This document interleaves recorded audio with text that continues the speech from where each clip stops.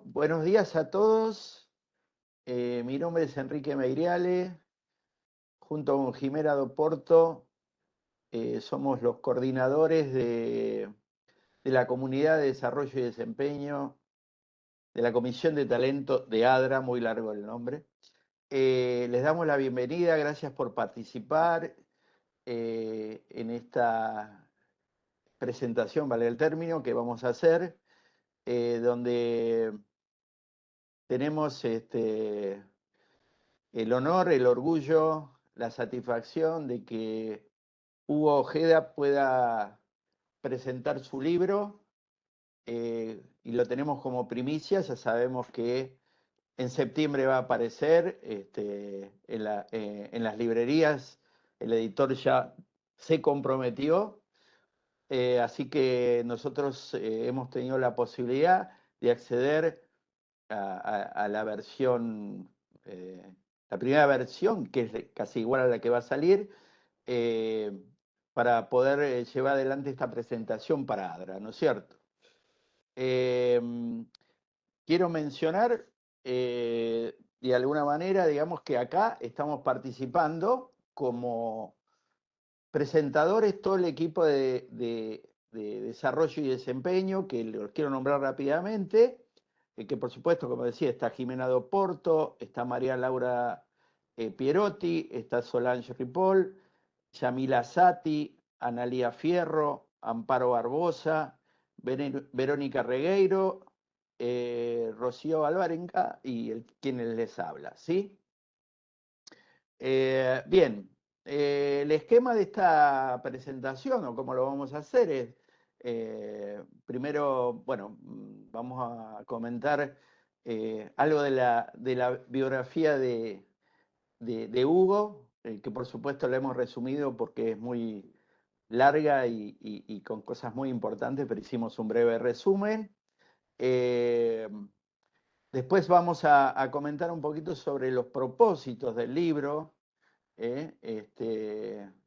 Digamos, cuál es el fundamento y algo de lo que estuvo comentando, por qué escribió este libro, y para qué escribió este libro Hugo. Y después el esquema va a ser, bueno, vamos a hacer una especie como de interview a, a Hugo, vamos a hacerle una serie de preguntas, que por supuesto, y ahí vamos a pedirle a los participantes que en el Hola. chat escriban las preguntas que vayan surgiendo. ¿Y Por qué tal? supuesto, ¿Cómo estás? entendemos, Todo bien, todo bien. les pido, perdón, les pido Adrián, que por favor, ¿puedes silenciarte? sí. Eh, entonces, la idea sería, nosotros vamos a empezar con las preguntas y a medida que les vayan surgiendo, por favor escríbanlo en el chat y vamos a hacer una cuestión dinámica y lo más ágil posible. Tenemos la ventaja nosotros de haber accedido al libro, ustedes no la tienen, pero seguramente en el comentario que nos va a ir haciendo, las respuestas que va a ir dándonos Hugo, les van a surgir muchas preguntas sobre este tema tan importante que en el libro que se llama Fuegos Antiguos en Altares Modernos, ¿sí? Eh, Bien, entonces, quiero comentar algunos datos, como dije, de la biografía o de los antecedentes de Hugo. Vamos a empezar primero con lo más coloquial: 60 años, casado, 4 hijos, porteño, y él remarcó hincha de Racing. No sé por qué, pero bueno. Consultor de organizaciones, especializado en gestión del desempeño y del talento y también en desarrollo y cambio organizacional, con más de 20 años de experiencia asesorando a grandes y medianas empresas, tanto privadas como públicas. Es sociólogo, magíster en ciencias políticas y sociología y doctor en ciencias sociales. En ese sentido, desde el punto de vista académico, también es profesor a cargo de materia de posgrado en la UBA, en la Universidad de Belgrano, en la Universidad Nacional de Tucumán y en UDESA. Estamos en ADRA, podemos mencionar también que es integrante de la comisión directiva de ADRA desde el 2018 y participante actualmente en la comisión de talento. Y por último, podemos decir de la beta de escritor, es autor de 3 libros: Identidad profesional y management, un encuentro dilemático; un segundo libro que se llama Vigilar y diferenciar; y por último, esto que tenemos nosotros, la primicia, este libro que se llama Gestión del desempeño, Fuegos antiguos en altares modernos. Para que vean que no está mudo, Hugo, ¿está bien lo que le comenté? Muy bien, te agradezco mucho. Perfecto, bien. Me siento incómodo de ser, digamos, parte central de esto, pero digamos, bueno. No importa, no importa. Te lo mereces, Huguito.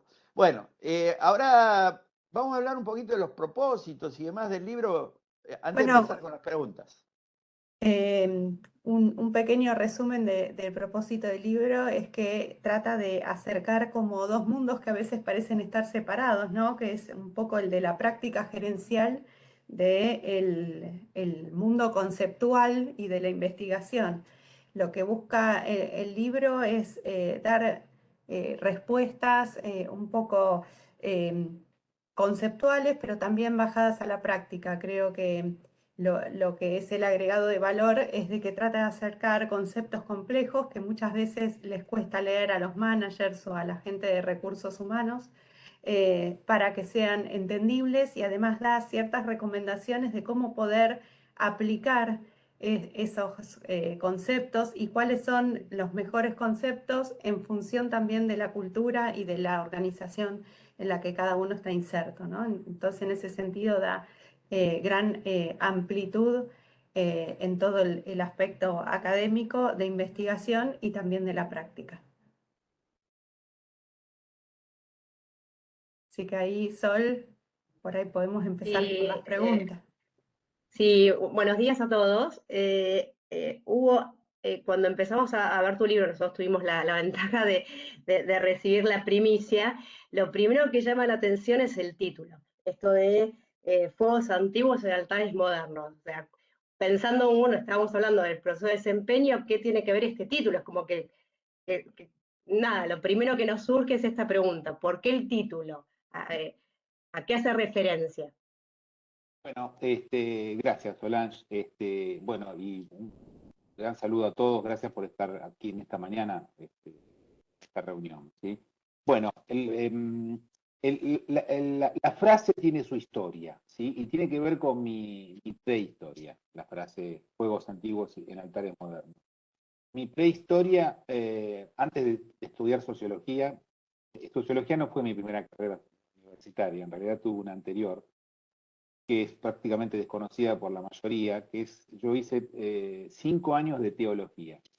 Estudié teología luterano-metodista, que es una facultad de teología acá en Buenos Aires, en Flores, porque yo estaba en búsqueda de hacer una carrera. En ese momento yo militaba en una iglesia evangélica.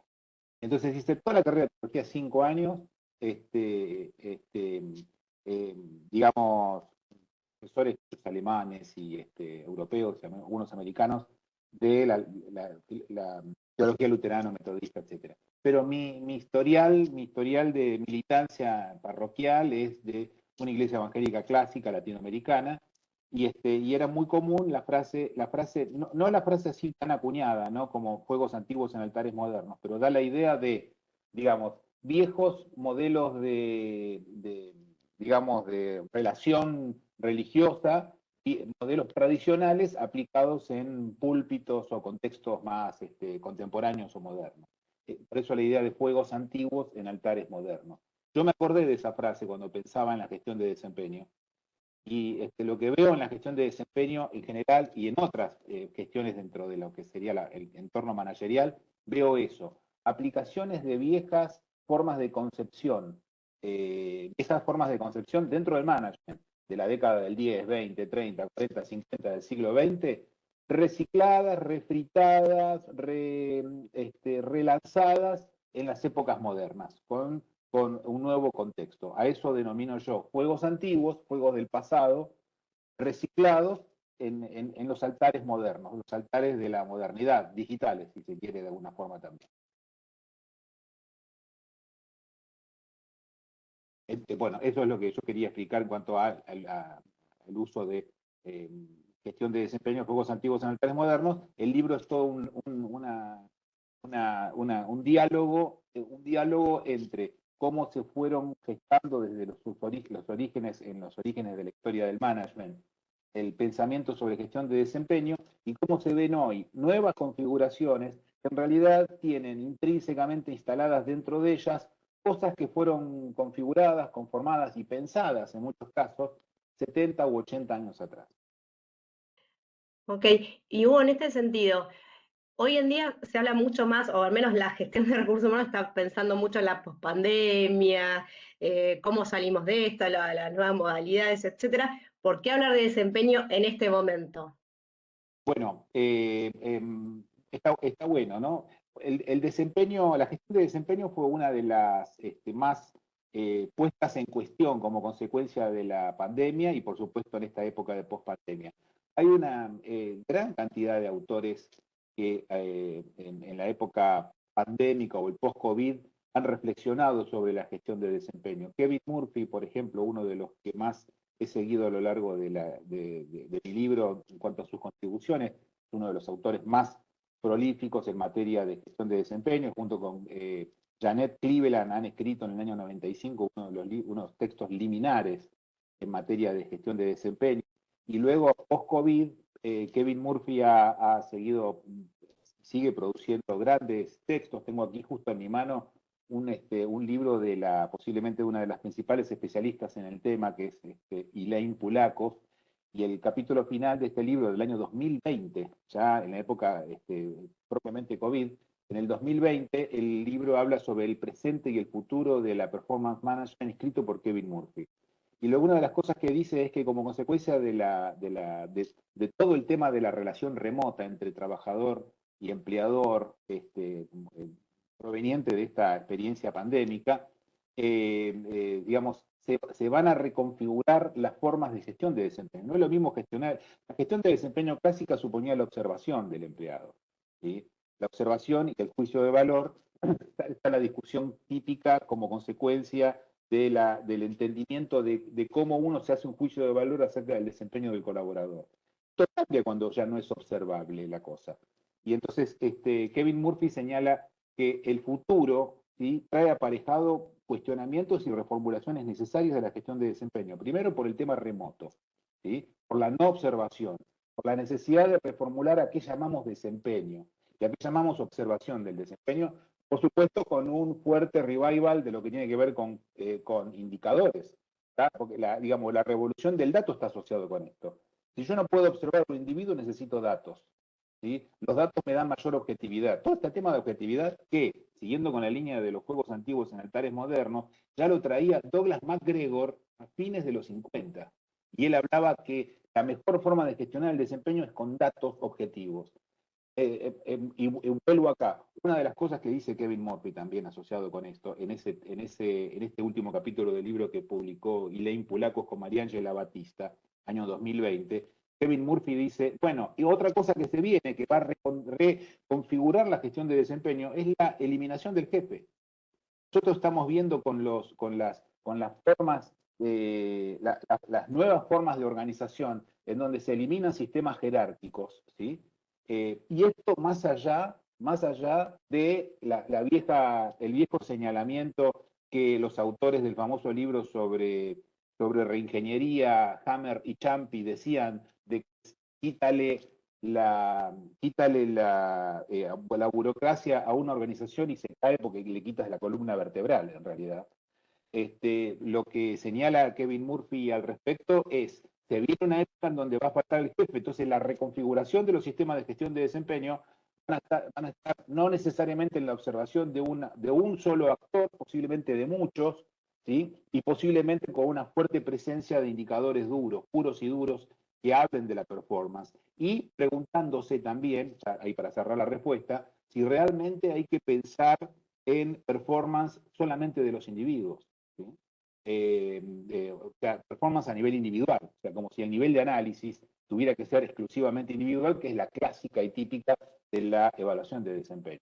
sé, son cuestiones. El futuro entonces nos va a encontrar posiblemente con evaluaciones colectivas, posiblemente con evaluaciones no realizadas por individuos, con una fuerte presencia de la inteligencia artificial, pero una reformulación del sistema de poder, que va a llevar a que la evaluación de desempeño tenga otras fuentes y se surtan de diferentes lugares. Hugo, y relacionado un poco también con el propósito, vos mencionás como dos actores, digamos, importantes, ¿no? Que están los practitioners y los académicos. ¿Nos podés hablar un poco más de estos dos actores y las características de cada uno, ¿no? Sí, en ese primer capítulo del libro trabajo un poco con esta cuestión, porque no hay mucho diálogo entre practitioners y académicos. Yo señalo en el libro una investigación de hace varios años ya, y me pregunto cómo será ahora la cosa, ¿no? Pero es un estudio que se realizó en los Estados Unidos y que muestra lo siguiente, es interesante esto. Solo un 1% de los managers leen textos académicos relacionados con los temas que ellos gestionan. Solo un 1%. A ver, es muy interesante esto, ¿no? Porque entonces el sostén científico de la lógica de las decisiones y de la manera de gestión que tienen los managers tiene que ver más con la experiencia y el sentido común, ¿sí? Que con la base científica de investigación de los investigadores de todas las escuelas de management, ¿sí? Ahora, hay otra fuente, estos serían los académicos. Por otro lado están los practitioners. También los gurúes de management muchas veces hacen como una especie de alarde de investigadores, no siéndolos, ¿no? Al final del día. Y lo vemos en la mayoría de los textos en donde los practitioners muestran su fórmula. Yo descreo mucho de esa fórmula de cómo hacer esto, el cómo. Todo lo que comience con cómo, habría que sospechar. ¿Cómo lograr esto? ¿Cómo hacer esto? ¿Cómo conseguir? ¿Cómo lograr el éxito? Todas esas frases dan cuenta de experiencias propias. Están buenas, son experiencias propias, pero digamos, yo soy un defensor o alguien que sostiene la idea de que cada experiencia es un mundo diferente. Y universalizar y replicar esa experiencia me parece que es un error, ¿sí? Lo mismo pasa con muchas encuestas. Nosotros estamos, digamos, solemos asociar datos con encuestas con datos y decimos, bueno, nosotros nos basamos en datos. Y la pregunta es, la cuestión es, la mayoría de las encuestas que uno lee en la mayoría de las redes sociales son encuestas no científicas.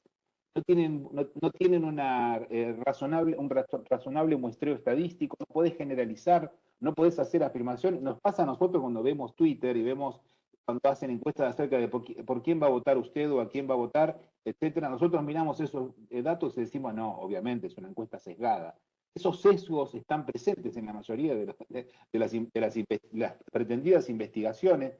Esto tiene que ver con el mundo de los practitioners, los que, digamos, aplican su herramientita, la presentan, ha dado éxito en algunos clientes y la muestran, sacan un libro. Yo no pretendo en el libro que saqué presentar mi fórmula mágica de cómo lo hago, de ninguna manera. Prefiero presentar quiénes dicen una cosa, quiénes dicen otra. Los practitioners son los managers, los consultores, donde uno está inserto en ese mundo también, y presentan los resultados de su práctica. Y por otro lado están los académicos, que quizás les falta la calle empresarial, organizacional, pero tienen la investigación con todas las reglas del método científico. Esos mundos no se están hablando hoy día, y eso es un poco lo que planteo en el capítulo inicial. Y esto, Hugo, Hugo, me suena perdón, ¿alguien quiere hacer Ay, alguna perdón, pregunta? no, dale, Lala, soy yo, pero Ah, dale. no, te quería preguntar esto en relación al feedback y al feed forward, ¿no? Porque si pensamos que justamente los managers están en ese segmento del practitioner, el que no leen, digamos, documentos científicos, pero después son los responsables de llevar adelante las evaluaciones, de dar feedback, eso, digamos, ¿cómo lo pensás vos? ¿Cuál es tu idea con respecto a eso? ¿Cuál sería también, de alguna manera, la recomendación? Bueno, el producto de eso que muy bien comentás es lo que las, digamos, verdaderas investigaciones han mostrado. Por ejemplo, un estudio de Mercer de hace unos años atrás que muestra que solo, digamos, no llegamos a los 2 dígitos de grado de aprobación de la gestión de desempeño por parte de tanto managers como empleados. Es decir, hay una insatisfacción tremenda que ha sido la base de la crisis con lo que tiene que ver tanto con evaluación como gestión de desempeño, el descreimiento hacia la herramienta que está divulgado y dispersado a lo largo y lo ancho de todas las organizaciones. Posiblemente no haya empresa que no tenga una mayoría de personas que descreen de esta herramienta. Posiblemente eso esté dando cuenta este marco que muy bien comentabas, ¿no?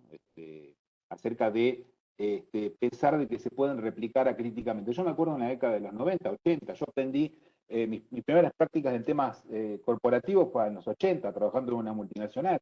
Me acuerdo de la importación crítica de prácticas de calidad total. Es decir, bueno, si se hace allá en Japón, lo podemos hacer acá, hasta poniéndole el nombre en japonés. ¿Sí? Acá, determinadas prácticas, que todavía se replicó, ahí también hay fuegos antiguos en altares modernos en cuanto a otras cosas, en otros mundos, no necesariamente con gestión de desempeño. Esa importación acrítica de prácticas le hace mal a la noble práctica, ¿sí? Propiamente dicha. Bien, ahí. Una consulta, pensando en estas diferentes visiones que vos mencionabas que están un poco en colisión, que mencionas en tu libro, ¿cómo ves vos que las nuevas generaciones que vienen con este impulso del disfrute del trabajo, de realizarse y la motivación, cómo ven la evaluación del desempeño en sí y el seguimiento con datos duros cuando para ellos es la realización personal? ¿Tuviste oportunidad de tener alguna revelación durante tu investigación? Yo me concentré fundamentalmente en la herramienta y en la aplicación de la herramienta, etcétera, etcétera. Sí puedo hacer algunas reflexiones sobre esto que muy bien señalás, ¿sí? Lo primero es, los nuevos jóvenes aman el feedback, ¿sí? Las nuevas generaciones tienen una super o sobrevaloración positiva y saludable sobre feedback y lo quieren de manera frecuente, ¿sí? Una de las nuevas tendencias que aparece desde de la primera década del siglo XXI para acá es la idea del microfeedback y el feedback frecuente, el feedback continuo. Hay toda una línea de pensamiento que va de la mano del revival de la performance management, que esto ocurre desde esa época para acá, sobre todo en las tecnológicas. Y fíjate, conectemos tecnológicas, nuevos jóvenes y gestión de desempeño. Vamos a encontrar de que hay una valoración positiva del feedback, ¿sí? Así que por ese lado me parece que hay que, digamos, hay que pensar y donde hay que poner el foco. Y la mayoría de las predicciones y vaticinios sobre cómo va a ser el futuro de la performance management, en la gran mayoría uno de los denominadores comunes es la presencia del feedback y el feed forward, sin ninguna duda, en sus dos caras, presentes en el proceso de gestión de desempeño. Sí, creo que esto, como vos decías antes, el hecho de que no sea feedback solo de su jefe, sino que haya varias personas evaluando ese desempeño, creo que también lo valoran aún más, ¿no? Es algo que están buscando. Bien. Ahí, Amparo, quiero hacer un comentario porque aparece en el libro, en otro capítulo, esta cuestión, que es el desafío de conectar el feedback 360 con performance appraisal, con evaluación de desempeño, ¿sí? Que es todo un desafío. Yo me acuerdo cuando era director de recursos humanos en los 90, estaba en una multinacional, una empresa de bebidas alcohólicas, que algún efecto me ha dejado, que una de las discusiones que teníamos con mis colegas y jefes también de funcionales en las reuniones así corporativas, era si, digamos, cuánto considerar el 360 para evaluación de desempeño, ¿sí? En otros países es más complejo por las cuestiones de la industria del juicio, ¿no? Porque, digamos, ¿quién evalúa? ¿A quién el colaborador evaluado? ¿A quién te dice por qué me pusiste tal calificación o no cuando las evaluaciones son anónimas en un feedback 360? Es todo un desafío. Alguien tiene que levantar el guante, alguien tiene que hacerse cargo, el jefe, el supervisor inmediato, tiene que levantar el guante y decir, ok, yo me hago cargo y yo le voy a trabajar el feedback.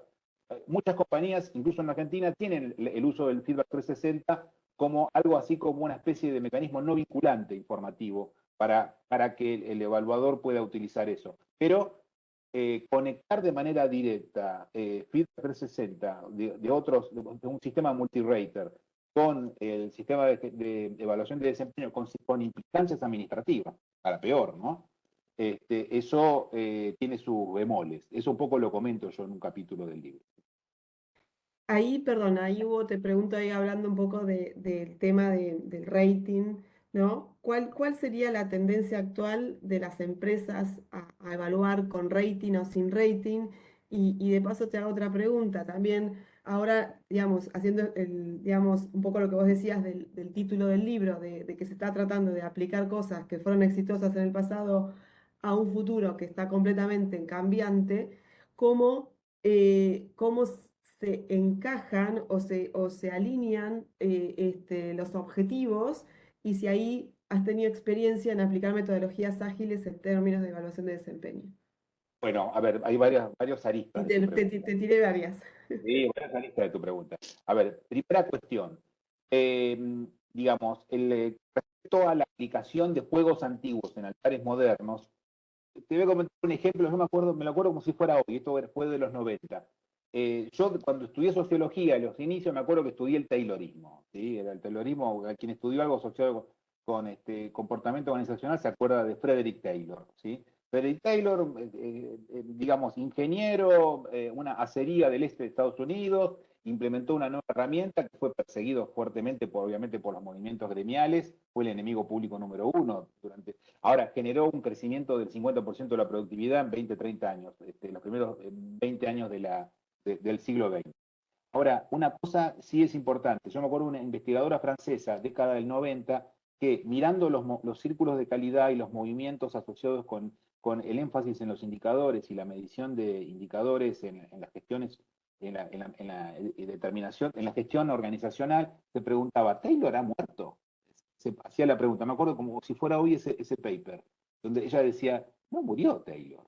¿Sí? Digamos, Taylor está redivivo, ella decía. ¿Por qué? Porque digamos, cualquiera que leyó Taylor sabe que el movimiento de la ultramedición de los pequeños detalles operativos de los operadores y definir estándares y en base a esos estándares determinar sistemas de incentivos. Todo eso viene de fines del siglo XIX, principios del siglo XX.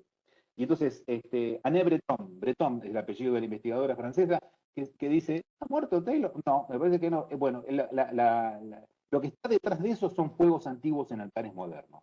A eso me refiero por juegos antiguos en altares modernos. Ahora voy a la otra parte de tu pregunta, se me fue un poquito esa parte el otro segmento de la pregunta. Sí, digamos que los objetivos generalmente, digamos, digamos, en la evaluación de desempeño tradicional son anuales.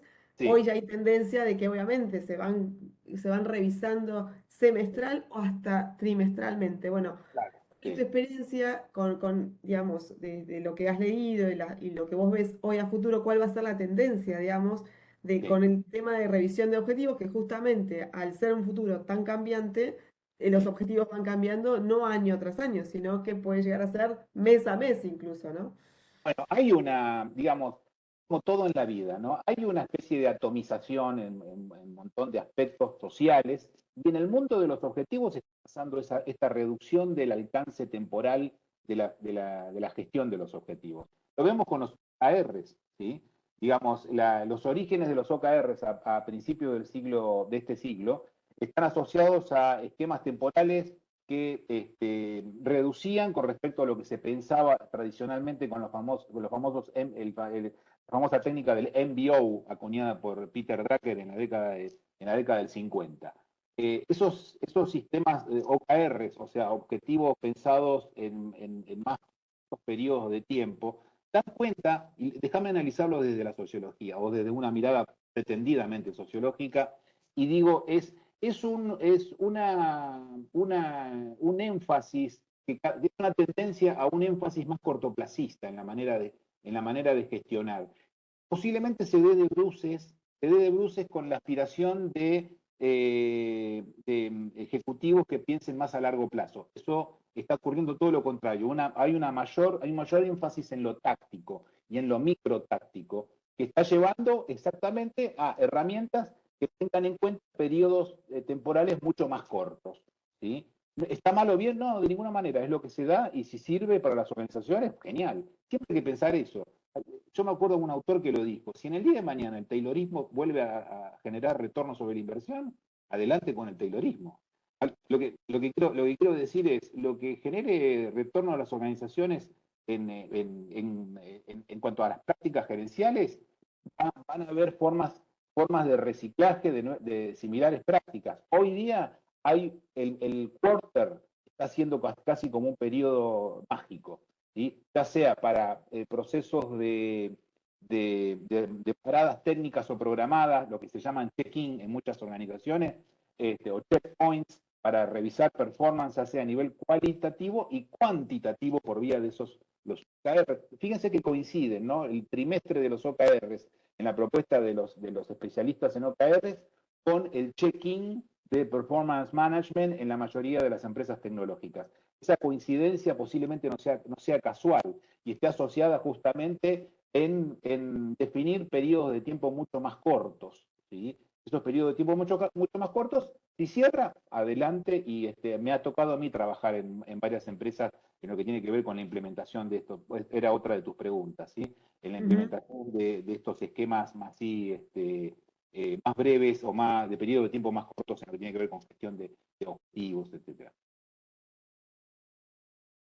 Y ahí se diferencia con los objetivos SMART, los OKR, que ahí lo mencionás creo que en el libro también. Exacto. Hay 2 o 3 comentarios sobre eso, ¿sí? Los OKRs, para mirar los OKRs vos tenés que ver el objetivo y los key results, ¿sí? Cuando vos ves todo el completo, ahí ves objetivos SMART, ¿sí? Es decir, ¿qué motivo? Porque los key results, ¿sí? Terminan siendo métricas absolutamente determinables y definibles en todos los criterios de lo que antes, que también se llaman por otro lado objetivos SMART. Son de diferente lógica. Está bien los que los separan y dicen los objetivos SMART, porque en el caso de los objetivos SMART es deseable poder arribar al porcentaje de logro del 100%. En cambio, la meta de logro de 100% no es un deseable en los OKRs. En los OKRs es la idea de ir por el camino. La importancia en los OKRs es ir por el camino, ir en esa tendencia, no el porcentaje de logro. Por eso es que los defensores de los OKR señalan de que no podés conectar desempeño con OKR. La mayoría de los grandes especialistas no están tan de acuerdo con eso. Tenemos que ver solamente a Laszlo Bock en su libro El nuevo contrato de trabajo, cuando cuenta el caso de Google, señala concretamente que, digamos, si bien no es el determinante por antonomasia para el sistema de gestión de desempeño, una de las fuentes de la que se surte el sistema de gestión de desempeño son los OKRs. Incluso la explicación de los OKRs en Laszlo Bock, contando el caso de Google, está en el capítulo de desempeño. Entonces, digamos, no podemos hacer una cosa versus, quizá la palabra versus engaña un poco, ¿no? Que aparece en mucha de la literatura nueva sobre OKRs y objetivos SMART. Ahora, están smartizados los OKRs, ¿sí? Yo llamo la denominación smartizado. ¿Por qué motivo? Porque cada uno de los key results hacen que sea esto específico, hace que sea medible, claramente medible, hace que sea claramente relevante, que hace que claramente sea definido en el tiempo. Lo de definido en el tiempo es un tema que en los orígenes de Smart no estaba.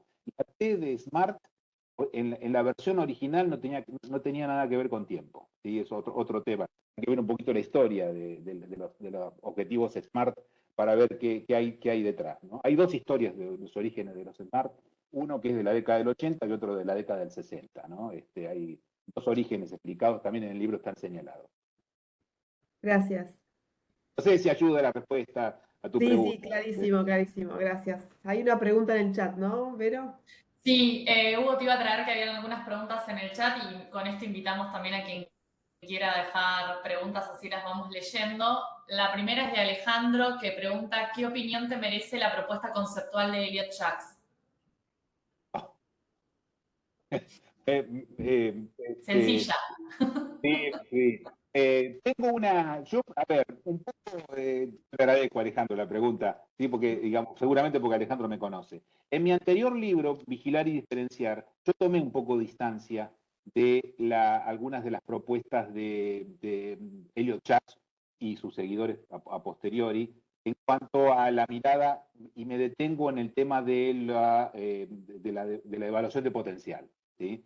Y esto tiene que ver, digamos, digamos, todos los puntos de diálogo con la organización requerida de Elliot Jaques, digamos, yo los concentré en mi distancia frente a el tema de evaluación de potencial, ¿sí?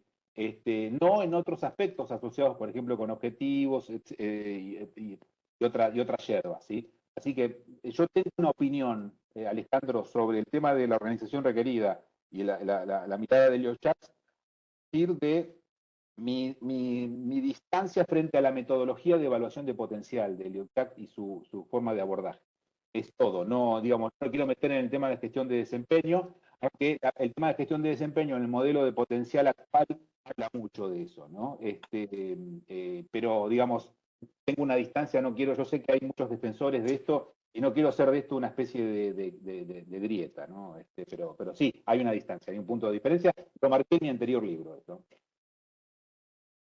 Gracias, Hugo. No sé si responde tu pregunta. Totalmente, totalmente. Hugo, hay otra pregunta más de Nora que dice, ¿cómo se gestiona la línea delgada que existe entre el pedido de feedback permanente de los centennials versus su necesidad recurrente de libertad de acción? Bien, estamos en un terreno ahí de amplitud, digamos, a ver, dos o tres cosas, ¿no? El pedido de feedback constante podría ser interpretado como una especie de inseguridad intrínseca que está presente, etcétera, etcétera, y que da lugar a que necesariamente los líderes tengan que pensarlo de otra manera, es decir, ¿qué hay detrás de este pedido de feedback ultra frecuente, ¿sí? Digamos, y quizás tengan que trabajar, digamos, pensar con otras lógicas eso, ¿no? La primera cuestión que me sobreviene. Y esto no es un tema que esté asociado con la gestión de desempeño necesariamente, sino con el estilo de liderazgo. Es decir, ¿qué hay detrás de esto? Hay una necesidad, a veces asociada con la inmadurez, una necesidad de estilo directivo de gestión, ¿sí? Digamos, y quizás no sea el de todos, ¿eh? Pueden haber otros que no estén buscando este feedback ultra frecuente y estén buscando, pensemos en OKR justamente, y digamos, y déjame que yo haga mi camino. Bueno, pueden haber de diferentes formas de entendimiento de esto. Lo que sí, volviendo a tu pregunta, era la conexión entre feedback, el pedido de feedback ultra frecuente y la otra era ¿De la pregunta? Estoy, sí, sí, Nora, ahí está. dale, gracias. No, y bueno, esta necesidad recurrente que los centennials tienen sobre su libertad de acción, ¿no? El dejarlos libres, el sí. dejarlos hacer. ¿sí? Bueno, son dos cosas que justamente, ¿no? Es decir, por un lado, te pido feedback ultra frecuente, pero por otro lado, déjame libre, ¿sí? O dame oxígeno, ¿sí? A mí me parece que, digamos, ahí hay más de liderazgo, más de estilo de liderazgo del supervisor que del individuo receptor de feedback propiamente dicho. Ahí hay que trabajar digamos, el estilo de liderazgo del supervisor. El supervisor tiene que ser, a mi criterio, ¿sí? Tiene que ser directivo con quien necesita ser directivo, y si vos ves que ese individuo tiene margen, justamente pensando en potencial, tiene margen para empezar a no ser tan necesitado de ese tipo de dirección, ir ayudándolo para ir soltándole la mano.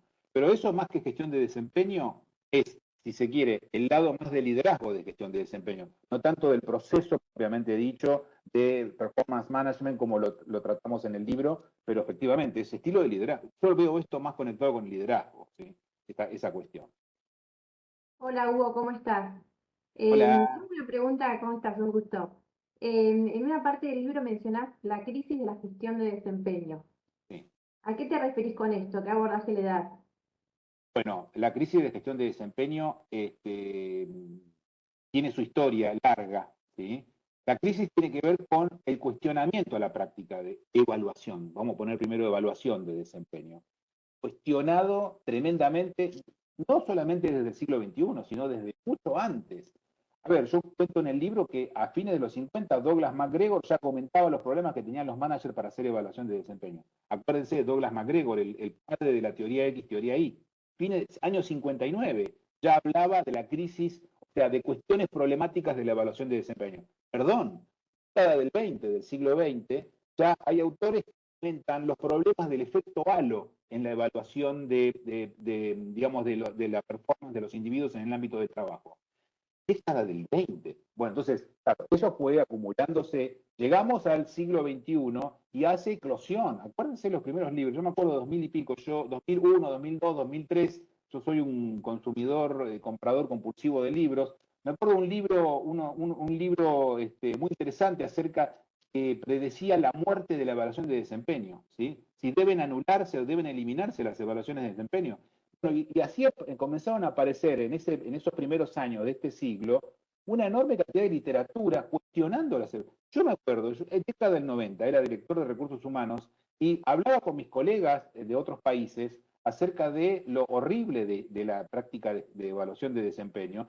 Es interesante, hay un artículo del año 2001 de unos investigadores americanos que dicen que la mayoría de los managers la evaluación de desempeño la aman odiar.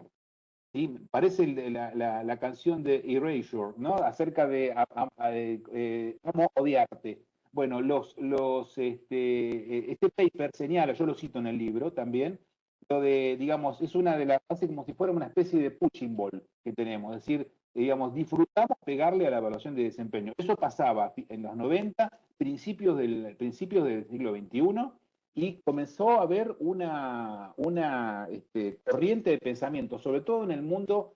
Eso es una de las preguntas que había conectado, que me habían preguntado asociado con los métodos ágiles. Digamos, desde el movimiento agilista también comenzó a haber, asociado fuertemente con las tecnológicas, un fuerte cuestionamiento de la evaluación de desempeño, sobre todo al tema propiamente dicho evaluativo. Una de las cosas que fue eliminándose en la mayoría de las tecnológicas es el rating, el individual rating, es decir, la calificación, es decir, en una escala de 1 a 5, vos estás en 4 o 3, obviamente con esto vino el cuestionamiento de la curva de Gauss, o de la campana de Gauss. Todo esto comenzó a principios de este siglo. Entonces, cuestionamiento a la evaluación, al proceso propiamente dicho, el cuestionamiento al individual rating, el cuestionamiento al ranking forzado, ¿sí? Que viene justamente con la curva de Gauss. Bueno, todos estos cuestionamientos hicieron eclosión en algún momento dado y llevaron a esta idea de la crisis de que yo comento en el libro, que le dedico un espacio importante, a la crisis de a la evaluación de desempeño. Como dice Kevin Murphy en un artículo del año 2021, donde dice, la evaluación de desempeño debería morir, pero no va a ocurrir eso. ¿Sí? 2021 lo dice, wow. Lo que quiero señalar es, hay una crisis de este proceso realmente, y digamos lo que se está buscando es relanzarlo en el marco de algunas cosas fundamentales. Una es la objetivación del proceso. Yo me acuerdo un cliente que una vez me dijo a mí, Hugo, quiero que me ayudes, estamos hablando de 2012, 13, un cliente de una empresa de indumentaria femenina, que me dijo, quiero que me ayudes a organizar el sistema de performance más objetivo posible, lo más objetivo. Entonces, yo me acuerdo la respuesta mía, y yo también la pongo en el libro, ¿no? Mira, el sistema más objetivo es aquel en donde no hay evaluador. ¿Sí? Eliminar el evaluador, vas a tener el sistema más objetivo posible. ¿Ya? Cualquier sistema en donde hay evaluador ya hay un grado de subjetividad. Y entre paréntesis digo algo, ¿sí? Es importante. En la mayoría de las organizaciones, y ustedes no me lo van a negar, el juicio de valor del jefe es deseable. En otras palabras, claro, yo quiero que el jefe me diga cómo trabajan sus colaboradores. En otras palabras, deseamos la subjetividad. Entonces, hay un deseo, por un lado, de objetividad y por otro lado, de subjetividad. Eso tenemos que meterlo en el sistema de gestión de desempeño sin ninguna duda. Ahora, el foco que se viene, feedback frecuente, sistema de objetivos más breves en periodos de tiempo y reformulables, se viene una mayor presencia de la cosa colectiva, ¿sí? Digamos, en mi presentación que hice en BenchClub hace un tiempito, dije algo de esta naturaleza. Digamos, lo que se viene en performance es más humano, menos individual. ¿Sí? Más humano, pero menos individual. Como gran, me parece como tendencia. Pero quiero decirles algo que es importante. ¿Eh? Nosotros siempre hablamos de tendencias en gestión de desempeño. Hablamos de las grandes compañías, posiblemente los big players, ¿sí? Que son capaz que 25, 30 empresas, las tecnológicas. Yo cuento en el caso de 5 o 6 casos, grandes empresas tecnológicas globales, etcétera. En Argentina hay aproximadamente 600.000 empresas, les quiero ir señalando, ¿sí? Y la gran mayoría, posiblemente no llega ni al 10% que tengan algún sistema de, primero, práctica de recursos humanos y sistema de gestión de desempeño en particular. Es decir, hay un campo de acción enorme en Argentina para lo que nosotros vemos como tendencias y avances, que en realidad tiene que ver con los top del listado, ¿no? Perdón, no sé si me fui la respuesta, ¿vamos bien? Gracias, bárbaro. Sí, gracias. Hugo, yendo de nuevo al chat, que por un lado, a modo de feedback, te están dejando varias felicitaciones, pero también hay una consulta que hace Natalia que dice: leí sobre las nuevas tendencias que indican caminos a feedback constantes y eliminar las etiquetas o calificaciones de los colaboradores. Pero ¿cómo medimos los resultados finales sin calificaciones? Sobre todo para la toma de decisiones administrativas. Bueno, ¿qué están haciendo algunas compañías? Está buena la pregunta, ¿sí? En el libro aparece eso trabajado, ¿sí? Primero, etiquetas o calificaciones, porque acá la cuestión es la calificación. Es decir, porque el gran problema, en realidad, el día del juicio final para un evaluador es tener que calificar a alguien y darle feedback de lo que calificó. Ahí estamos en el horno, ¿no? Es decir, si yo tengo una evaluación semi-regular de alguien, tengo que encontrar con él. Sobre todo cuando en la mayoría de los casos quizás es muy posible que el principal responsable de su mediano o bajo desempeño sea el propio jefe, ¿sí? Por no comunicación, por no apoyo, por no acompañamiento, por no darle todas las herramientas, sea lo que fuere. Andá a sentarte con tu colaborador y decirle. Entonces, ese es el gran desafío que hace que infles las calificaciones, que las lleves más arriba, ¿sí? Entonces, en línea con esta cuestión, las empresas que han eliminado el individual rating, y tenemos testimonios enormes en la mayoría de las revistas de management, lo que hacen es circunscriben al feedback con el individuo de cuestiones de puntos fuertes, puntos a mejorar, KPIs, o sea, indicadores duros, puros y duros, para ir viendo cómo se van mejorando, objetivos, etcétera, etcétera. Bueno, todo eso es base de feedback, todo eso es feedbackable. Y hay un terreno que es un terreno confidencial, como lo es en lo de potencial. Hay que pensar la parte de las decisiones administrativas en el mismo marco como las empresas toman decisiones sobre temas de potencial. En general, no lo digo digamos en todos los casos, en general las evaluaciones de potencial no son feedbackables. Son decisiones confidenciales que toman las empresas sobre los individuos y las tienen como mapeo de capital humano y sobre eso van tomando decisiones. ¿Por qué no pensar lo mismo? Y eso es un poco lo que responden las empresas, las grandes empresas tecnológicas que lo han hecho, como por ejemplo General Electric y por ejemplo Adobe, por ejemplo, bueno, ustedes ahí van a encontrar en el libro una enorme cantidad de empresas que han dado ese paso, Amazon y otras, que justamente lo que hacen es asignar a cada manager un presupuesto, ¿sí? Un presupuesto para temas de salarios, o sea, para payroll, y el manager toma las decisiones de cómo asigna y a quién da incrementos salariales o no. Hay un sentarse con el individuo para señalar los incrementos salariales, claramente, obviamente, pero una cosa es hablar de remuneración y otra cosa es hablar de performance. La idea de separar remuneración de performance es viejísima. Hay Herbert Meyer, que es el mismo, posiblemente uno de los que acuñó el método de los objetivos SMART, en el año 65 hizo un estudio en la General Electric y publicó luego un papers que señala claramente que tienen que separarse las conversaciones sobre desempeño de las conversaciones de performance. Que el principal demonio que afecta la objetividad en el proceso de devolución de feedback de desempeño es el tema de las implicancias administrativas. Si yo sé que le toco el bolsillo, yo tiro para arriba la calificación. Ahora, entonces, separemos los tantos. Por un lado de desempeño y por otro lado la toma de decisiones administrativas que toma la organización. Bueno, eso es un poco las cuestiones. Las recomendaciones de las grandes tecnológicas es esa. Separemos los tantos. Toma, te doy un presupuesto, administrar y tomar decisiones. Pero en un momento que puede ser, no sé, diciembre para hablar de performance, julio, agosto para hablar de remuneraciones. Claro, estamos hablando de la Argentina con una inflación de, digamos, posiblemente de 3 dígitos anuales. No es lo mismo que en otros países en donde podés hablar de un solo dígito anual y podés pensar en periodos diferentes para hablar del tema de remuneraciones. Eso es un desafío. Argentina es un desafío en general, ¿no? Y te hago una consulta más. Vos creo que hablas en algún momento de la diferencia entre la gestión del desempeño y la evaluación del desempeño. Sí. Ahí, si nos podés ampliar un poquito más esa diferencia, que creo que va un poco de la mano con esto que hablabas recién, ¿no? Bueno, gestión de desempeño, evaluación de desempeño es un tema que ya tiene su historia de separación. La palabra gestión de desempeño fue acuñada recién en el año 76. Acá estábamos con un golpe de Estado y en Estados Unidos estaban definiendo justamente una concepción, un concepto sobre gestión de desempeño.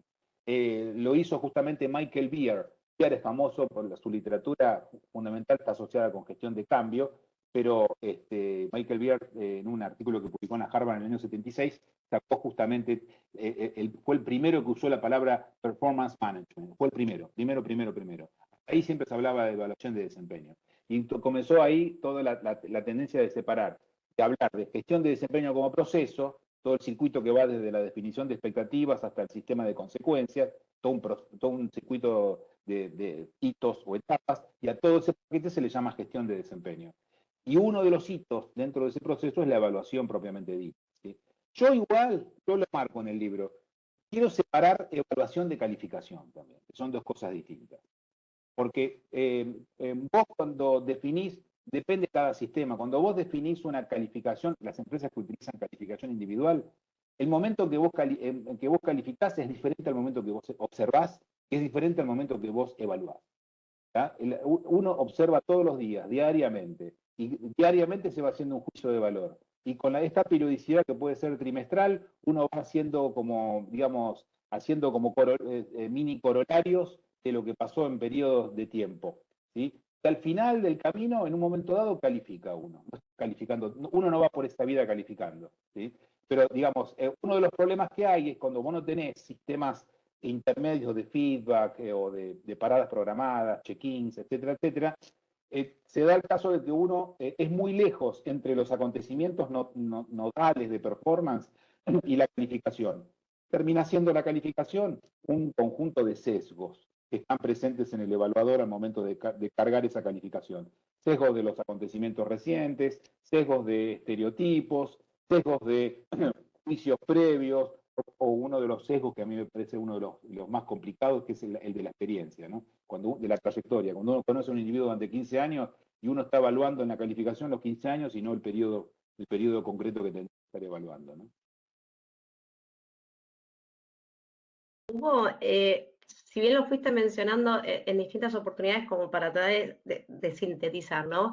A ver, en este momento fuimos hablando de los impactos que hemos tenido, si querés, en lo que es el contrato psicológico de trabajo después de la pandemia, ¿no? Que con todo lo que fue pasando, si bien hicimos foco en los centenias, creo que en otros públicos y en otro tipo de generaciones también ha afectado y tanto en cómo veían la concepción de trabajo previo a pandemia a cómo la ven hoy. Teniendo en cuenta eso, ¿cómo crees que impacta en general en el proceso de gestión de desempeño? Como para hacer como un resumen, ¿qué dirías? Sobre la pandemia, decís vos. Exactamente, y el impacto en la gestión de desempeño. Bueno, es la manera de gestionar naturalmente va a cambiar la manera de gestionar el desempeño. ¿Sí? No es lo mismo gestionar el estilo de gestión de desempeño del jefe que te está respirando en la nuca, ¿sí?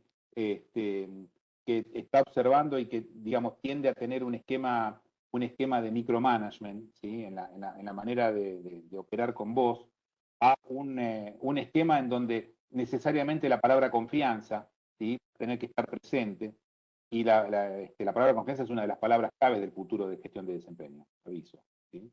Digamos, como consecuencia del trabajo remoto, y por otro lado, la gestión por datos, ¿sí? La mayor presencia de datos, digamos, la pandemia entonces te cambia la relación jefe-colaborador, claramente, por eso pongo lo de la confianza, cambia el estilo de supervisión del superior, justamente, al no poder realizar una forma de gestión, por ejemplo, por micromanagement, cambia porque hay una mayor presencia de datos, los datos, hay una revolución del dato en el presente, lo que hay que es separar la paja del trigo, el trigo en la materia de datos, es decir, no todo aquello que tenga un número, que tenga un porcentaje, significa que sea un dato. ¿Sí? Entonces, bueno, eso lo comentamos antes también a propósito de las encuestas y otras yerbas. Entonces, hay un cambio en la configuración, ¿sí? De la gestión de desempeño claramente. Y fíjate otras cosas, ¿no? La eliminación de la calificación individual, ¿sí? Que yo no sé si se va digamos, a imponer necesariamente en el mundo de las empresas, pero sí las multinacionales tecnológicas dieron el primer paso hacia eso, ¿no? No todas, ojo que Facebook sigue teniendo el sistema de evaluación con individual rating. Y algunas que sí y otras que no. Uno lee la Business Review y encuentra, digamos, como si fuera una tendencia, la eliminación del individual rating. Fíjate vos que en educación, esto, nosotros lo criticamos, yo soy crítico, de la eliminación justamente del individual rating en educación. Digamos, hoy nosotros lo estamos viendo eso, hay una tendencia que quiere salir y todos todavía no se la visualiza. Yo no es que soy defensora, a mí me ha tocado ayudar a empresas en los dos modelos, ¿no? En los modelos de no individual rating y sí individual rating. Entonces, lo que digo es, pareciera que hubiese tendencia hacia eso, ¿no? Así que me parece a mí que es otra consecuencia, creo yo, de la forzada digitalización de las organizaciones como consecuencia de la pandemia. Si me pongo a meditar un poco más, encuentro más cosas, pero digamos, las primeras que me sobrevienen son estas. Muchas gracias, muchas gracias. Y aprovecho para encadenar con algo que veníamos trabajando en la comisión, que tenía que ver, nosotros veníamos trabajando una idea de la atracción y desarrollo sustentable, en el sentido de que como se hace cada vez más difícil atraer y retener talento en las organizaciones, cómo hacemos que efectivamente los procesos de desarrollo y atracción miren la organización de una manera sustentable y que se puedan sostener en el tiempo y que además sea atractivo para los distintos públicos, porque también justamente como tenemos distintas generaciones que piden distintas cosas, cómo atendemos cada una de esas necesidades, ¿no? Y pensando justamente en eso, ¿cómo crees que el proceso de gestión de desempeño puede ayudar a ser más atractivo pensar el desarrollo de una persona dentro de la organización? Bueno, ahí hay varias cosas, ¿no? Los high performers, los individuos de más alto nivel de desempeño intrínsecamente hablando, no por la calificación per se, suelen aspirar a tener individual rating. Eso, digamos, es importante, ¿sí? La mayoría de las investigaciones lo muestran eso.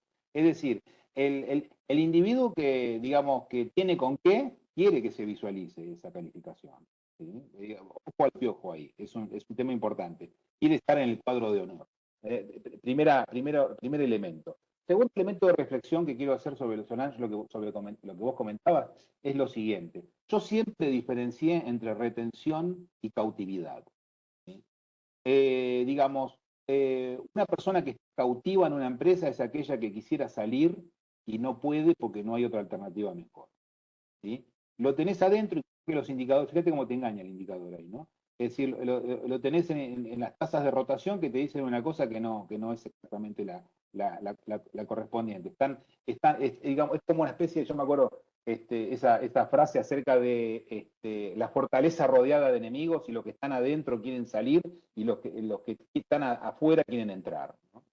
Bueno, en el caso de la cautividad, son los individuos que si pudieran se irían y no se pueden ir. Digamos, que la gestión de desempeño puede ayudar mucho, digamos, ayudando al superior inmediato para que dé feedback enriquecedor, ¿sí? Pero que también dé reconocimiento. El no individual rating no tiene que significar el no reconocimiento, tiene que haber reconocimiento. No el reconocimiento típico del empleado del mes, ¿no? Que después no se lo compra nadie, sino un verdadero reconocimiento sobre verdaderas contribuciones. Me parece que eso ayuda mucho a generarle una experiencia, una palabra de moda hoy día. Fíjate que la palabra experiencia, hoy día fuertemente instalada, está asociada con el micro corto plazo, ¿sí? Es el aquí y el ahora, ¿sí? Es el aquí y el ahora. Y esa experiencia, como diría Bauman, es líquida, ¿sí? Hoy la tenemos y después se nos escurre de las manos. Tenemos que ir renovándola constantemente, esa experiencia. La gestión de desempeño entonces puede hacer mucho para trabajar la sustentabilidad, para trabajar digamos, un fortalecimiento de la organización y una mejor experiencia para los individuos. No sé si todas las vetas de la respuesta están ahí, pero digamos, a punto. Nunca quiero cerrar, procuro no clausurar con las respuestas, sino abrir quizás nuevos flancos. Bien, bueno, Hugo, y eso está muy claro porque yo le diría a la gente que el libro es esto que nos comentó Hugo y mucho más, así que en septiembre cómprenlo. Esto es la beta marketinera, digamos. Pero bueno, vamos cerrando, si les parece. Yo escuchándolo a Hugo, viendo los comentarios del chat, se me ocurrieron algunos calificativos cuando uno lo escucha. Tengo la suerte de conocerlo hace no demasiados años, pero hace algunos años. Y uno podría decir que Hugo es un erudito, es un artesano, es un científico social. Por lo menos personalmente, son los calificativos que a mí se me ocurren cuando lo escucho a Hugo por todo lo que transmite, lo que sabe, lo que ha leído y todas las ideas, sobre todo, que a uno se le van disparando a partir de que lo escucha. Así que creo, Hugo, que por lo menos desde nuestra comunidad de desarrollo y desempeño te agradecemos mucho el que hayas compartido con nosotros el pre-lanzamiento del libro y bueno, y seguro que mucha gente lo va a comprar porque la verdad que es sumamente interesante. Bueno, un gusto. Te agradezco mucho las palabras, agradezco la presencia de todos ustedes. Quiero destacar también la presencia del presidente de ADRA, Hernán, que está aquí presente, y para mí es un privilegio, lo mismo que la vicepresidente Cecilia Klappenbach. Y por supuesto todos ustedes, ¿no? A todos y cada uno de ustedes, para mí es un privilegio que estén acá. No suelo estar en el centro de la escena, soy tímido, pero digamos, me siento más cómodo dando clases en la universidad o haciendo asesoría uno a uno, pero esto digamos, es novedoso. Bueno, felicitaciones, Hugo. Gracias, Hernán, gracias. Bueno, entonces si les parece, vamos cerrando. Gracias a todos por participar.